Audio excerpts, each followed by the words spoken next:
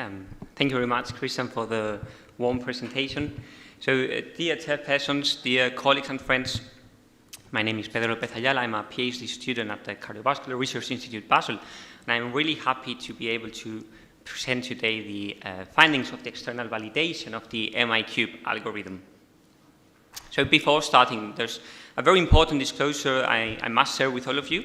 So yesterday, our group slept very little. We had a 7-hour train trip until Florence. We didn't have time to eat.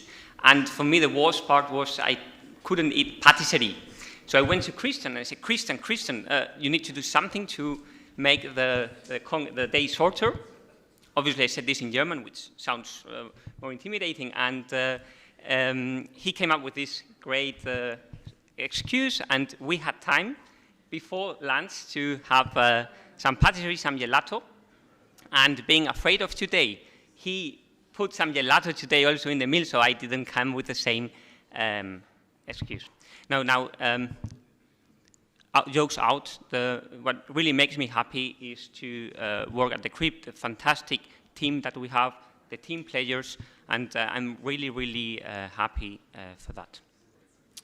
So, the MIQ algorithm was published in 2019 in Circulation. It was an international collaboration of 9 different research groups, and it was led by Professor Professor Nick Mills. Now, the MIQ algorithm is a machine learning algorithm, and in patients presenting with chest pain to the emergency department, 3 different variables were used. It was age, sex, and the rate of high sensitivity cardiac troponin I architect. Now, it's very important, this rate of change of troponin. What does it mean? Well, you have the baseline 0-hour troponin value, and you also have a second troponin measurement. Now, this second troponin measurement, it can be 1 hour after the first one, it can be 6 hours, 12 hours. There is no time limit, but there must be 2 troponin I measurements, this serial troponin. So, an individual probability is calculated for type 1 NSTEMI. So how did it do in the derivation study? Well, very high discrimination with an area under the curve of 0.96 and quite a good calibration, as you can see. There were also some rule-out and rule-in cutoffs that were derived, showing a good diagnostic performance. Now, in 2022, the group of Professor Mills validated the MIQ algorithm in the high-stakes trial. They presented it. Dimitros was the first author, which you have for sure met him today with his great talk. And they showed also a very high discrimination with an area under the curve of 0.95. However, the calibration, as you can see, the observed probability is larger than the predicted probability, so there is an under-prediction of the MIQ algorithm. And this is starting already quite early with small. Now, importantly, in the high-stakes trial, the time difference between the first 0-hour troponin value and the second troponin measurement thereafter is between 6 and 12 hours. So we could say they are, so to say, late samples. So I would like to talk about the validation pi, or the concept of the validation pi, which it's already been validated, and it's been validated in late samples. But in order to finish cooking this pie, there's still the early samples, the question, how does it perform in early samples? And also compare it with, so to say, with a standard, which is the EST01 algorithm, as you might know from the latest NSTEMI guidelines. So, in order to cook this pie, we externally validate the performance of the MIQ algorithm in a setting, in an emergency department setting with a time difference that must be less than 3 hours, and as a second aim, compare it with the EST01 algorithm. So for this endeavor, we used the APACE study. You've all already heard of APACE, so I will be very fast.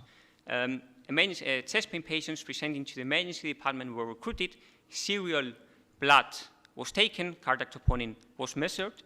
For this study, cardiac troponin I architect, and a central adjudicated diagnosis was performed by 2 independent cardiologists using all available medical records. Importantly, for the diagnostic endpoint. The primary diagnostic endpoint was index and STEMI type 1 and only type 1. And we did subgroup analysis for age, sex, early presenters, glomerular filtration rate, coronary artery disease, and diabetes mellitus. So going to the results, from 8,267 available patients after exclusion of STEMI patients with an unknown diagnosis and an elevated cardiac troponin measurement, possibly indicating myocardial infarction, and not having at least 2 cardiac troponin I measurements, and remember it's the rate difference of cardiac troponin, so you need 2, we had 6,487 available patients for the external validation. The baseline characteristics of this chest pain cohort is very similar to the baseline characteristics of other chest pain cohorts, with a median age of 60 years old, 33% of female, and 35% of early presenters. What I would like to remark is the time between blood draws between the first and second. The median time was 60 minutes, with 25th and 75th percentile of 57 and 70 minutes, so quite early. So to the discrimination, we can see, as expected, the area under the curve is high, 0.96. And in the subgroups, there are 3 groups that merit further discussion, which is patients older than 65 years old, where you can see both in age over 65, a history of coronary artery disease, and a GFR below 60, the discrimination dropped, especially GFR below 60 to below 0.92. Now, how about the calibration? And in this case, calibration, as mainly the agreement between the observed and predicted probabilities, is good. You can see in the black curve, this is a lowest curve that we fitted, and as you can see, it's near to the optimal calibration, the red line. Furthermore, you can see 3 triangles. This is the rule out, observe, and rule in groups. For rule out, very good agreement. For observe, there's a slight under prediction. So you can see observe is higher than predicted, while for rule in, there's an over prediction by the MIQ. But the calibration, so you can see slope and intercept, they include 1 and 0.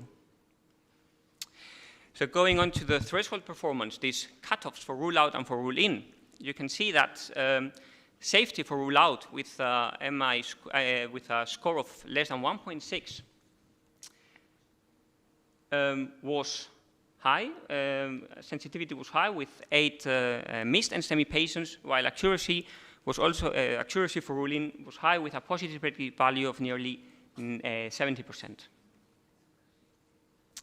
Again, the subgroup analysis showed similar findings to the area under the curve, with age and glomerular filtration rate, the sensitivity and the negative predictive value for rule out dropped.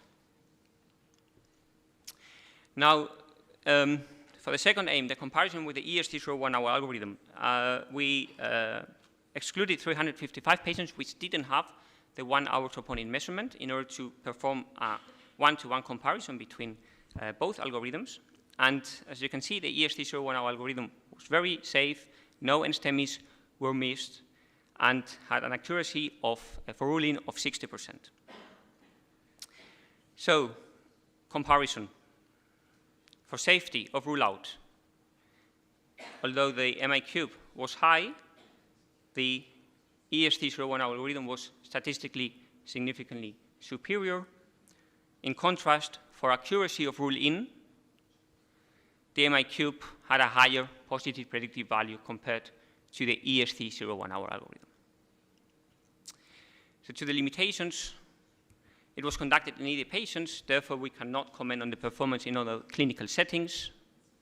We cannot generalize our findings to patients with terminal kidney failure requiring dialysis, as these patients were not included.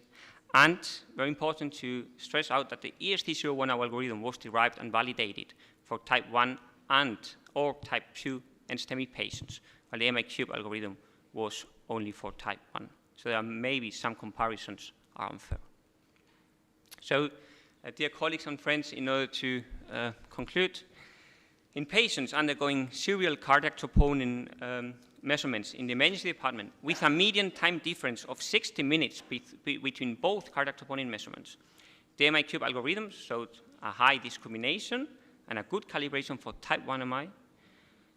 It had a high safety for rule out, however, missed more NSTEMI patients than the EST01 algorithm, and MIQ had a higher accuracy for ruling compared to the EST01.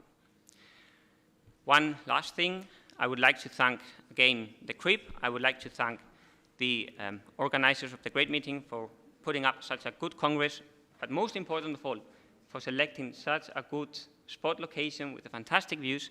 So I don't know you, but afterwards in the dinner, I'm looking forward to take some pictures and to be able to replicate a famous picture in our group from 2019 with my colleague, Luca Kochling.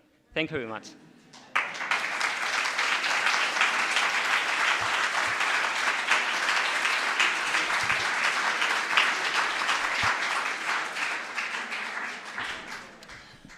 Thank you, Pedro. Oh, multiple questions. I think Jasper was first, if I saw it correctly, but only... Please, Jasper. Is it on? So thank you very much, Mr. President. Great talk. I really enjoyed it. I know that you've just finalized the analysis, but have you had time to have a closer look at those 8 patients that were missed by MIQ compared to those patients that were not? I mean, there were no patients missed by the EST1 algorithm. So do you have an idea why they were missed by the MIQ? In order to see if troponin so to see more the characteristics of these patients, right? I don't have them in memory, but obviously we will present them and it will come in the future manuscript to see if the ECG might have helped, if other variables, because it's age, sex, and rate of troponin, right? But maybe glomerular filtration rate, maybe chest pain characteristics could have, but basically the ECG could have helped. Thank you. Andrew, please.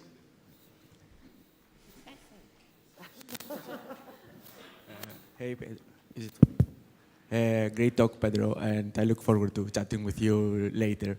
2 comments. I think the calibration, although was better, I think it had the tendency to be similar to the one on the high stakes. And do you think that claiming that it's good is actually because we had 20,000 patients, of course having 6,000 patients, it's good enough, but the observed zone was is it enough to say that the calibration was good in the observed zone?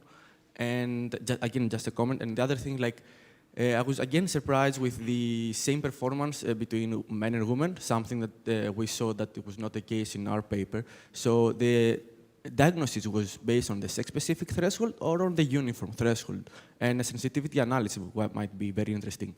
Thank you. Yeah, so thank you very much for the 2 questions. I'm going to answer for the second question. I think it's a great point, and actually here for the sake of time, just presented the primary analysis with uniform cutoffs. We also have performed a secondary analysis with type 1 or type 2, and a sensitivity analysis using sex-specific cutoffs. And again, I don't remember by heart, but it could be that when using sex-specific cutoffs, the difference between male and female for the diagnostic performance might be increased compared to the uniform. I'm just hypothesizing, but we can discuss it later. And to your first question of the calibration, indeed, I think both studies showed that for rule out, agreement was very good, and that's the most important thing at the end of the day, that rule out is good. And in the observed zone, in both the high stakes and in our cohort, you can see that there is an under prediction, of MIQ, right? It's higher. Now, if it's probably from the figures that the difference is a little bit higher in your case, and it could, I don't have the answer for that, but maybe because the troponin was 6 to 12 hours, and while in the validation from the original paper, the studies used for validation, they had a shorter troponin time. It could be just that these findings that resemble a little bit more the derivation studies, the calibration and derivation is just a matter of time from troponin. But still, I think 6 to 12 hours late samples, it was safe, and this is also safe. So last question from Andrew, please. Well, the good news is Professor Boardinghouse actually asked my question already, but I have thought of another one. The observe zone obviously is quite important for clinicians in practice. I wonder, do you have any ideas that we might be able to take forward in the observe zone in terms of machine learning methodology? Is there anything innovative we could do to try and give clinicians a bit more advice other than just observe? Yes, thank you very much for the question. And particularly the observe zone is something that I have great interest. It's my topic of my PhD. And we recently, last year, published some novel criteria for the observe zone with troponin T, and we hope to expand that. So probably, or the easy answer would be measure troponin at 3 hours. The guidelines recommend that. We have shown that you can do it. In the presentation of Dimitrios, also for the observe zone, you took a second troponin measurement, if I understood correctly, with no exact time. It can be any time, 1, 2, 3 hours, and you were able to reduce again the observe zone. So for the EST, in this case, it was iArchitect. So my recommendation would be take a 3-hour blood sample. I hope that next year in the next RAIL meeting I can present the cutoffs for this. And in the MIQ, well, it's the rate difference. And obviously, I would say just re-update the model and include a third troponin, but it's much easier said than done. So I cannot say anything about it. Thank you very much.